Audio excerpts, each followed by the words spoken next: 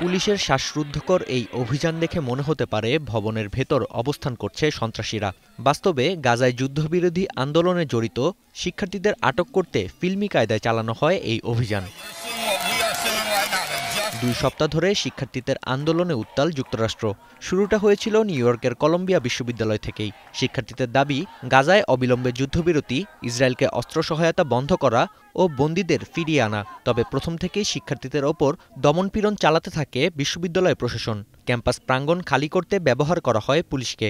এমনকি প্রতিবাদ মার্কিন নাগরিকদের সাংবিধানিক অধিকার বলা হলেও চলে শিক্ষার্থীদের আটক অভিযান। কলম্বিয়া বিশ্ববিদ্যালয়ের হ্যামিল্টন হল খালি করার উদ্দেশ্যে মঙ্গলবার মধ্যরাত থেকেই ক্যাম্পাস প্রাঙ্গণে জড়ো হন পুলিশ সদস্যরা। বিক্ষোভকারীদের ছত্রভঙ্গ করতে ব্যবহার করা হয় ফ্ল্যাশব্যাং গ্রেনেড। আটক করা হয় শতাধিক শিক্ষার্থীকে।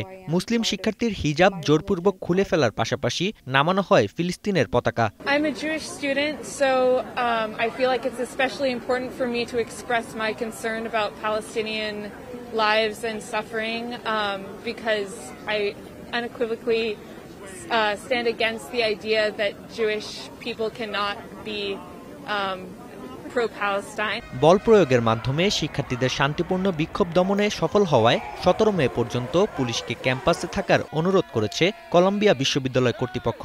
নিউ ইয়র্ক পুলিশ ডিপার্টমেন্ট জানিয়েছে, ক্যাম্পাস অস্থিতিশীল করতে শিক্ষার্থীদের সঙ্গে আন্দোলনে যোগ দেয় দাগী আসামিরা। তাই বিক্ষোভের সঙ্গে যুদ্ধের কোনো সম্পর্ক নেই। তবে শিক্ষার্থীদের আন্দোলনে পুলিশের হস্তক্ষেপে উদ্বিগ্ন জাতিসংঘ। Some of whom have been known to our department and others for many years for their dangerous, disruptive, and at times criminal activity associated with protests for years. So this is not about what's happening overseas. It's not about the last 7 months. We are troubled by a series of heavy-handed steps taken to disperse and dismantle protests across university campuses in the United States of America.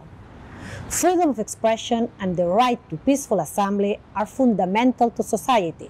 শিক্ষার্থী আন্দোলনের সঙ্গে Colombia বিশ্ববিদ্যালয়ের নাম জড়িয়ে আছে শত বছর ধরে। 56 বছর আগের এই দিনেই ভিয়েতনামে যুদ্ধবিরোধী আন্দোলনে হ্যামিল্টন হলে জড়ো হয়েছিলেন শিক্ষার্থীরা। বিশ্ববিদ্যালয়ের প্রশাসনের নির্দেশে সে সময় 7 শতাধিক শিক্ষার্থীকে আটক করে পুলিশ। কলম্বিয়ার মতো যুক্তরাষ্ট্রের বিভিন্ন বিশ্ববিদ্যালয়ে আন্দোলন অব্যাহত রেখেছে শিক্ষার্থীরা। স্ট্যানফোর্ডে শিক্ষার্থীদের সঙ্গে যোগ দেন শিক্ষকরা। তবে নিউ ইয়র্কের মতো টেক্সাস, ক্যালিফোর্নিয়া ও ভার্জিনিয়া সহ বিভিন্ন অঙ্গরাজ্যে বল প্রয়োগের মাধ্যমে বিশ্ববিদ্যালয় প্রাঙ্গণ খালি করে পুলিশ। 2 সপ্তাহ ধরে চলা বিক্ষোভে আটকের সংখ্যা ছাড়িয়েছে 1000। নাফি আরমান মনন, এখন বিশ্ব।